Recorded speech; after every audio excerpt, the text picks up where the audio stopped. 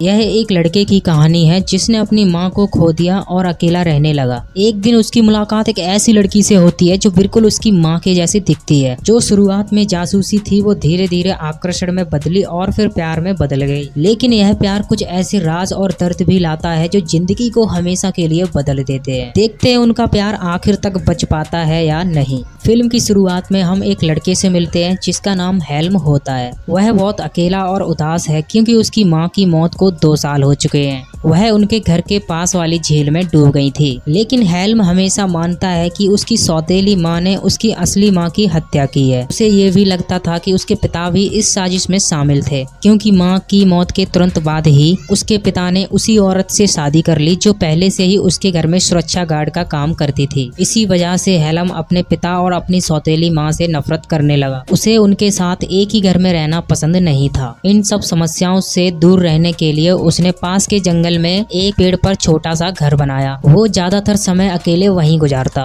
वहीं से वह दूरबीन से जंगल से गुजरने वाले लोगों को देखता और उनकी बातों को अपनी डायरी में लिखता। वह न सिर्फ दूसरों के राज लिखता बल्कि अपनी भावनाएं भी उसमें दर्ज करता। एक दिन हेल्म की सौतेली माँ ने चोरी छिपके उसकी डायरी पढ़ ली। उसमें उसे लोगों के नाम के साथ साथ कुछ लाइनें भी मिली जहाँ हेल्म ने उसकी खूबसूरती का जिक्र भी किया था। यह पढ़कर वह हेल्म के ट्री हाउस में गई और उसे बहकाने की कोशिश की। हेल्म पहले से ही भावनात्मक रूप से कमजोर था इसलिए खुद पर काबू नहीं कर पाया और दोनों वहां एक दूसरे के करीब आ गए। लेकिन ये सब उसकी सौतेली माँ की योजना थी। कुछ दिनों बाद उसने हेल्म को ब्लैकमेल करना शुरू कर दिया। उसने हेल्म के पिता को भी मना लिया कि हेल्म को दूसरे शहर भेज दिया जाए ताकि वह अपने पिता को उसके खिलाफ न कर सके। अब हेल्म बिल्कुल अकेला था अनजान शहर में, बिना पैसों के, बिना ठिकाने के, बिना खाने के। उस रात उसे खाली पेट एक इमारत की छत पर सोना पड़ा। अगली सुबह उसकी जिंदगी एक नया मोड़ लेती है। सड़क पर चलते हुए हेल्म की नजर एक और औरत पे पड़ी जिसका नाम कैट था।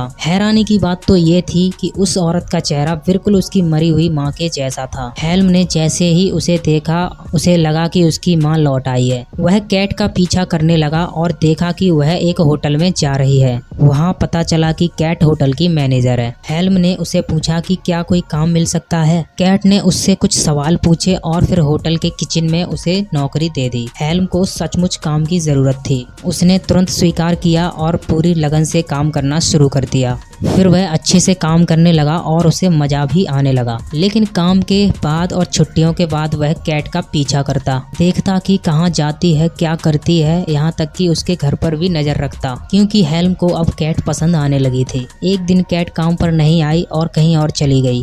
हेल्म चोरी छुपके उसके घर चला गया। खिड़की से झांकते हुए उसने पास की घड़ी के मिरर में देखा कि वहां से उसका घर साफ दिखाई देगा।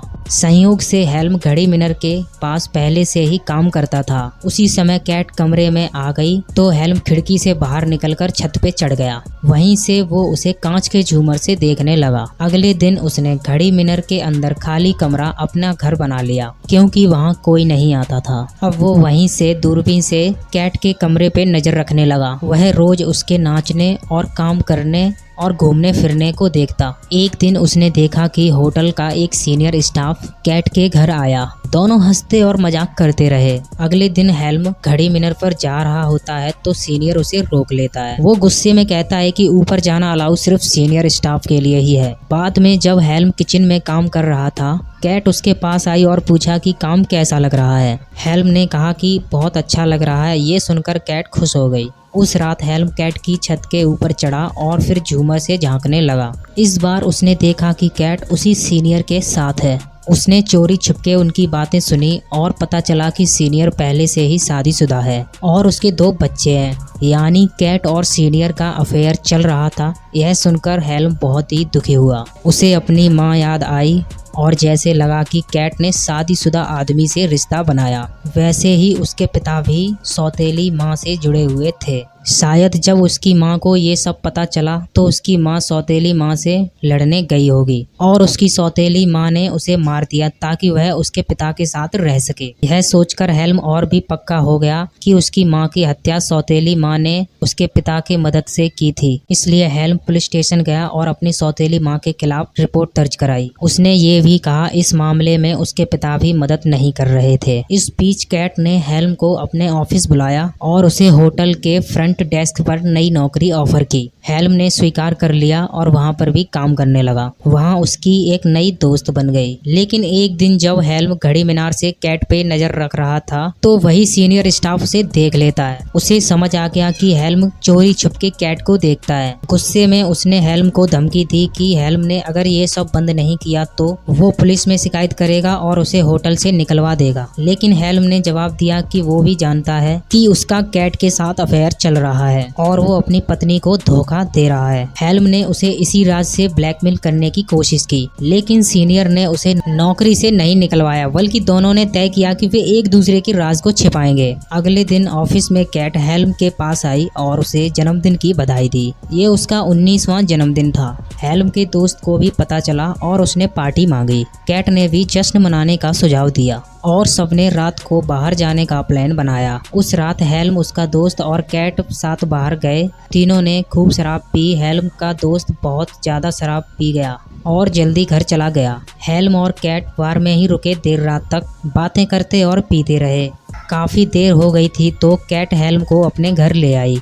वो नशे में थी और बातें करते करते हेल्म के करीब आने लगी, लेकिन हेल्म इसके लिए तैयार नहीं था। आखिरकार उनके बीच कुछ नहीं हुआ और दोनों सो गए, लेकिन हेल्म बहुत खुश था। आज उसी के पास लेटा हुआ है। अगले दिन काम पर सबसे पहला काम हेल्म ने ही किया कि जाकर कैट से पूछा कि क्या वह उसके साथ डेट पर चलेगी। लेकिन कैट ने कहा कि पिछली रात जो हुआ उसे भूल जाओ, क्योंकि वह सब केवल शराब के नशे में हुआ था।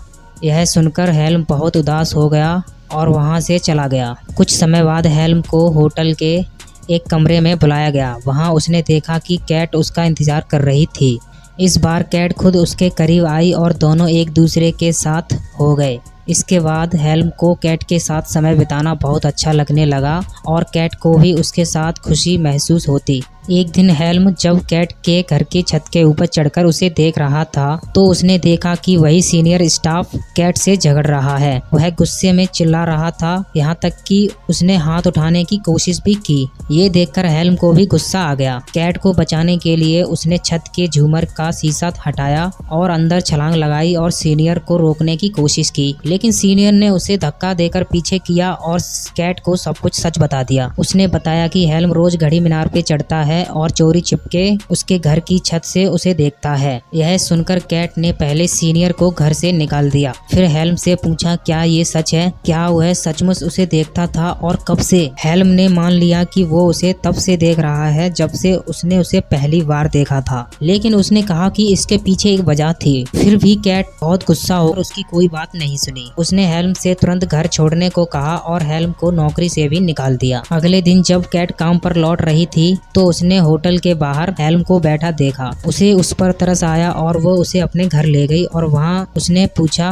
तुम मुझे क्यों देख रहे थे? हेल्म बोला, मेरी माँ की मौत को 2 साल हो गया। उसके बाद मैं पूरी तरह से टूट गया था। मैंने उन्हें बहुत प्यार किया था और उनकी मौत से कभी उबर नहीं पाया। उसके बाद मेरे पिता ने दूसरी शादी कर ली, लेकिन मुझे अपनी सौतेली माँ से नफरत थी, इसलिए घर छोड़कर पास के जंगल में बने ट्री हाउस पर रहने लगा। वहाँ से मैं लोगों को दूरबीन से देखता। धीरे धीरे ये मेरी आदत बन गई। जब मैं इस शहर में आया और पहली बार तुम्हें देखा तो पाया कि तुम्हारा चेहरा बिल्कुल मेरी माँ के जैसा है, इसलिए तुम्हें देखकर मुझे हमेशा वही याद आती थी। यही वजह थी कि मैं तुम्हें देख रहा था।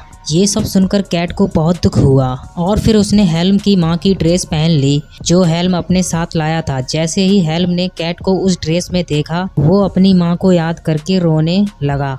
कैट ने उसे चुप कराया और तसल्ली दी। अगले दिन जब हेल्म होटल पहुंचा तो उसने देखा कि उसके माता पिता उससे मिलने आए हैं। वे उसके बारे में पुलिस स्टेशन से पता करके आए थे, क्योंकि हेल्म ने अपनी सौतेली माँ पर केस दर्ज कराया था, लेकिन सबूत न होने की वजह से कोई कार्रवाई नहीं हुई। वहाँ पे उसके पिता ने कहा उन्होंने बहुत कर्ज लिया है और उसे चुकाने के लिए उन्हें जमीन बेचनी पड़ी। इसके लिए उन्होंने हेल्म से एक वसीयत पर साइन करने को कहा, जो कि उसकी असली माँ ने उसके नाम पर बनाई थी। लेकिन हेल्म को शक था कि यह सब उसकी सौतेली माँ की एक चाल है, इसलिए उसने साइन करने से इनकार कर दिया। ये सुनकर उसकी सौतेली माँ गुस्से में उसे गालियाँ देने लगी। और फिर दोनों वहाँ से चले गए। उस दिन हेल्म को सौतेली माँ की एक बात याद आई, जब उसने कहा था कि उसकी माँ की मौत एक हादसा थी और उसे भूल जाना चाहिए।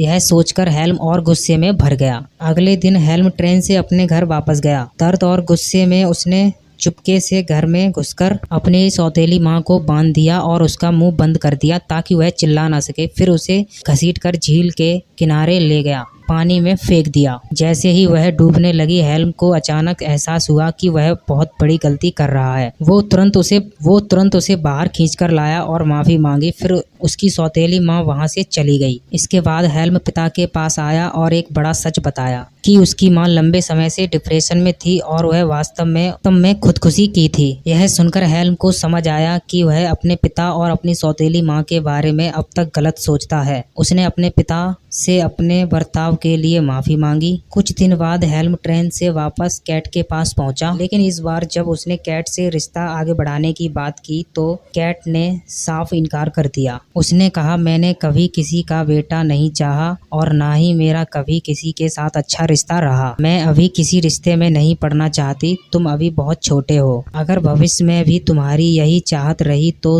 तुम कुछ साल बाद मेरे पास आ सकते हो। यह सुनकर हेल्म वहाँ से चला गया, लेकिन जाते जाते उसके चेहरे पे एक मुस्कान थी। दिल में उसने सोचा, एक दिन मैं जरूर कैट से फिर मिलूंगा। और इसी के साथ फिल्म खत्म हो जाती।